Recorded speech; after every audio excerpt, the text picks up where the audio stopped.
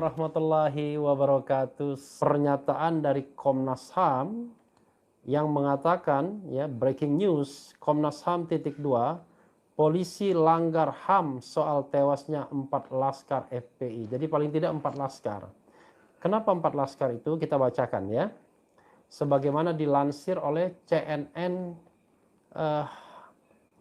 ya, Indonesia.com. Kita bacakan, Jakarta, CNN Indonesia, hasil penyelidikan Komnas HAM terkait insiden bentrok antara polisi dengan anggota Front Pembela Islam FPI menyatakan telah terjadi pelanggaran oleh pihak kepolisian.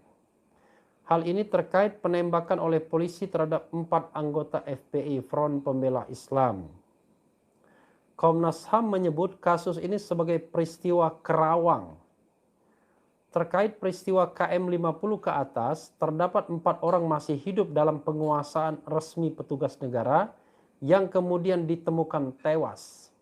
Maka peristiwa tersebut bentuk peristiwa pelanggaran HAM, kata Komisioner Komnas HAM Khairul Anam dalam konferensi pers di kantornya Jakarta Pusat Jumat 8 Januari.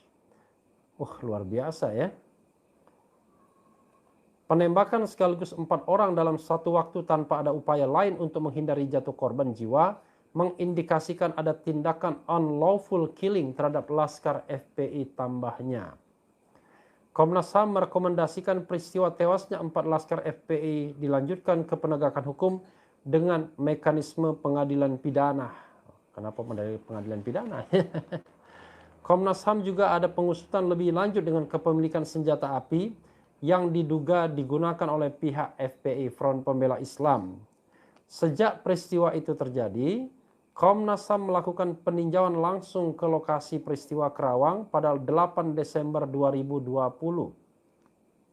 Komnas HAM sebelumnya telah membentuk tim penyelidikan sesuai mandat Komnas HAM Pasal 89 Undang-Undang Nomor 39 Tahun 1999 tentang hak asasi manusia sejak 7 Desember 2020.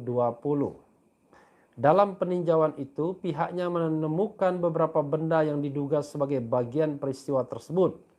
Beberapa di antaranya 7 buah proyektil, 3 buah selongsong, bagian peluru, pecahan mobil dan benda lain dari bagian mobil seperti baut.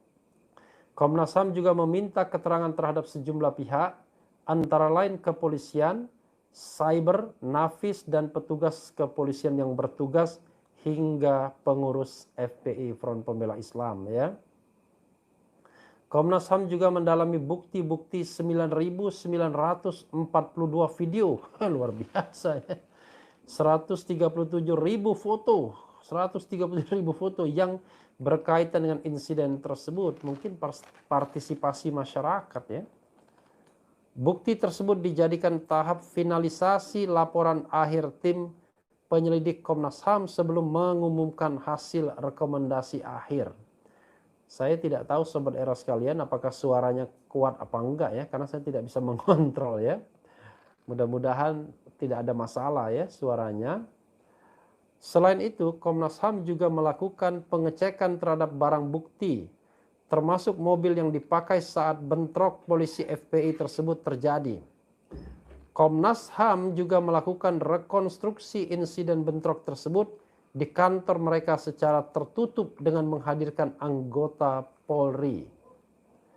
Kasus bentrok polisi dan FPI terjadi pada Senin dini hari 7 Desember 2020 di ruas tol Jakarta Cikampek. Kejadian tersebut menyebabkan 6 anggota FPI tewas karena peluru yang ditembakkan polisi. Polisi dan FPI saling tuding terkait peristiwa itu. Masing-masing saling klaim mendapat serangan terlebih dahulu. Kasus itu pun telah diambil alih dari yang semula ditangani Polda Metro Jaya, kini dipegang Barreskrim Polri.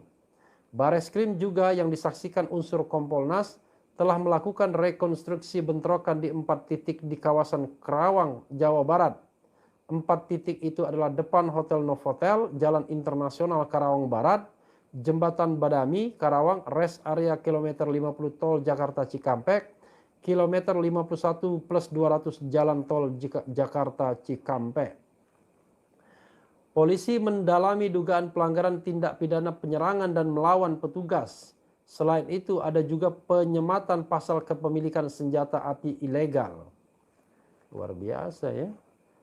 Nyawa nggak penting. Di sisi lain, pihak FPI tidak terima dan menginginkan pembentukan tim independen untuk mengusut kasus ini.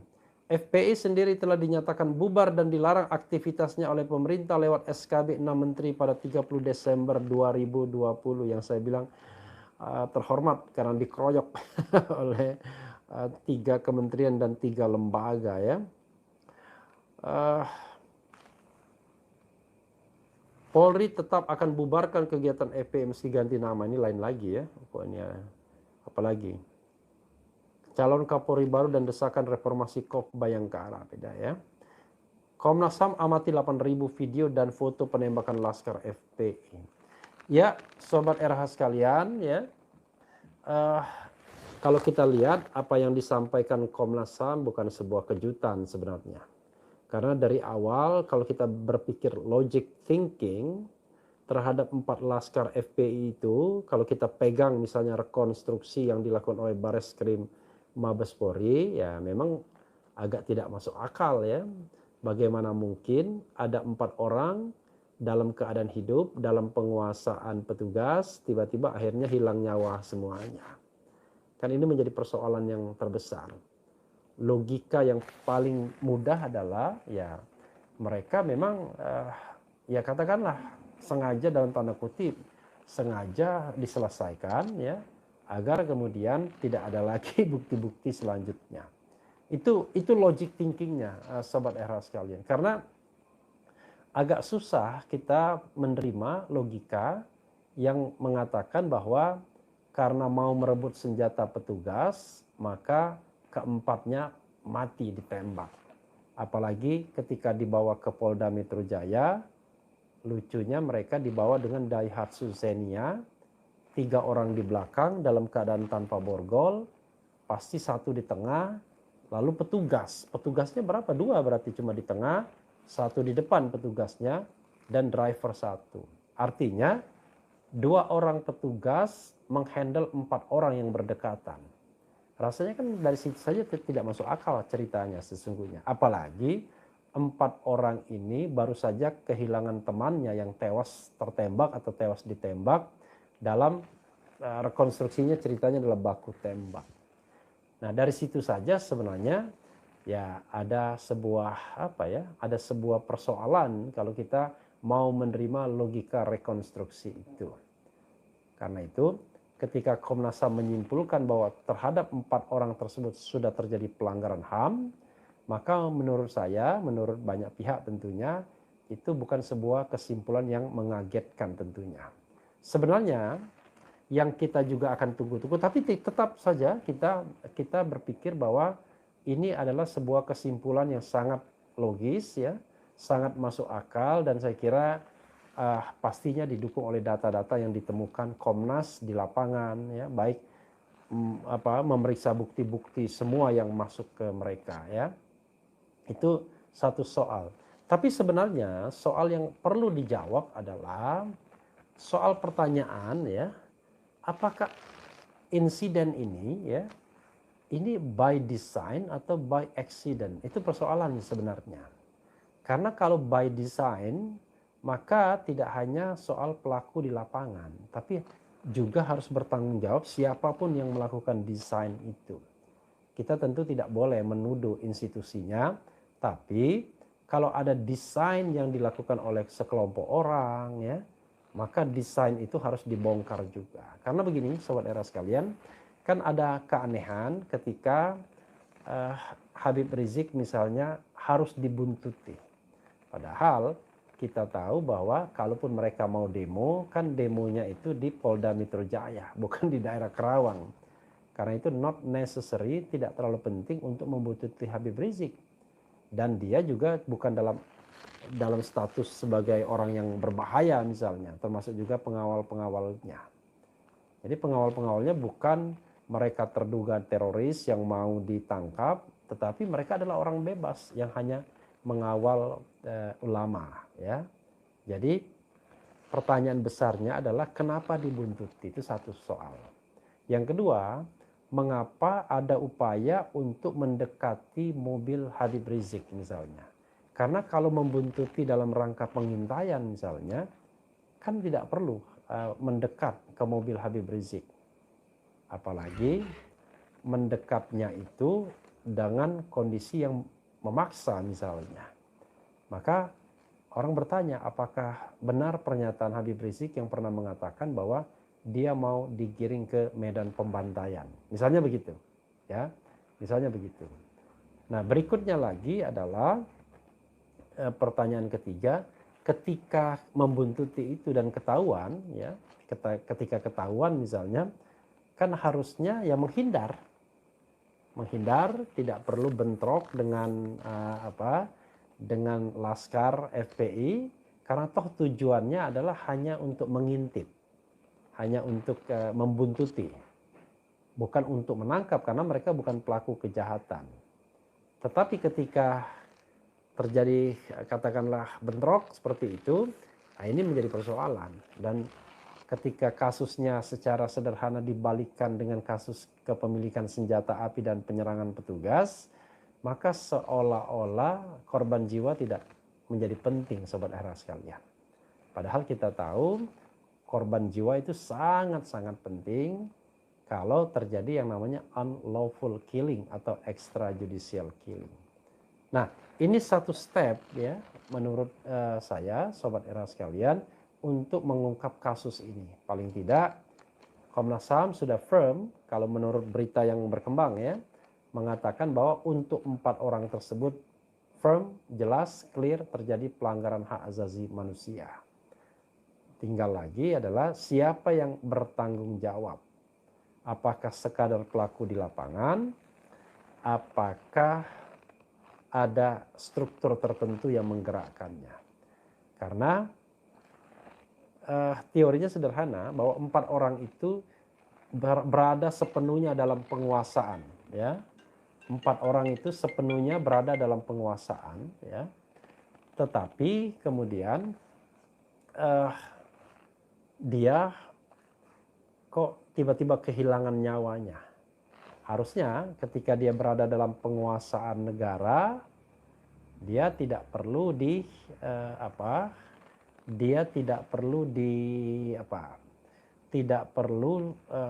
semacam ini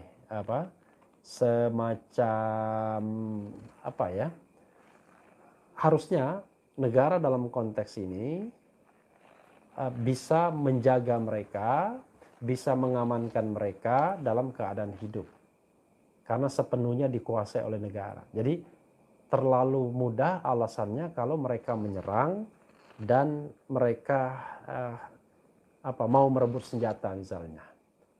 Tentunya kan ada upaya-upaya yang harus dilakukan secara profesional karena kita lihat bahwa petugas kan ada di mana-mana.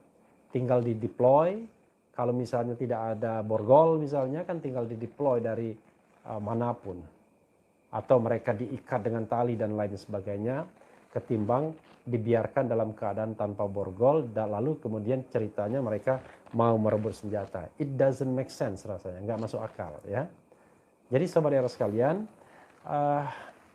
masih banyak sesungguhnya misteri yang harus dikuak ya. Jadi kalaupun misalnya ada kesalahan, katakanlah menyerang duluan dari Laskar FPI, maka kita harus juga lihat apakah penyerangan duluan tersebut karena mereka merasa bahwa ada yang membuntuti mereka dan ingin mencelakakan Habib Rizik misalnya. Jadi mereka memprotek perlindungan.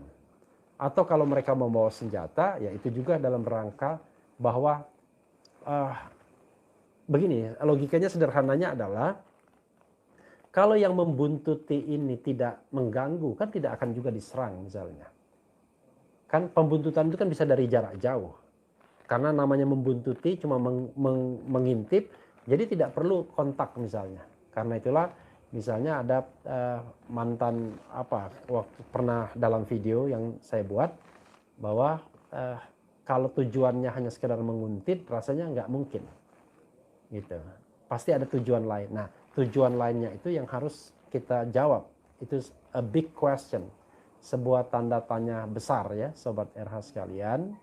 Karena itulah menurut saya memang kita harus benar-benar, harus betul-betul melihat masalah ini dengan serius. Karena korban nyawa 6 ini orang yang tidak berdosa, tidak punya kesalahan hukum apa-apa ya. Jadi dia tidak punya kesalahan kepada negara, itu masalahnya. Jadi 6 laskar itu tidak punya kesalahan terhadap negara, tidak punya dosa yang dia perbuat, yang kemudian negara secara unlawful bisa mengambil nyawanya. Makanya dikatakan unlawful killing atau extrajudicial killing. Ya, Sobat Era sekalian, itu saja untuk sementara yang ingin saya sharing terkait dengan pernyataan Komnas HAM. Sekali lagi yang menyatakan bahwa sudah terjadi pelanggaran HAM berat terhadap 4 laskar itu. Komnas HAM langgar HAM ya, langgar HAM soal tewasnya 4 laskar Front Pembela Islam. Mudah-mudahan cerita yang lebih utuh bisa kita dapatkan, terutama kalau ini memang melibatkan sebuah struktur tertentu. Karena kalau misalnya by accident di lapangan, rasanya barangkali tidak seperti itulah ya. Tidak sesederhana itu pasti masalahnya.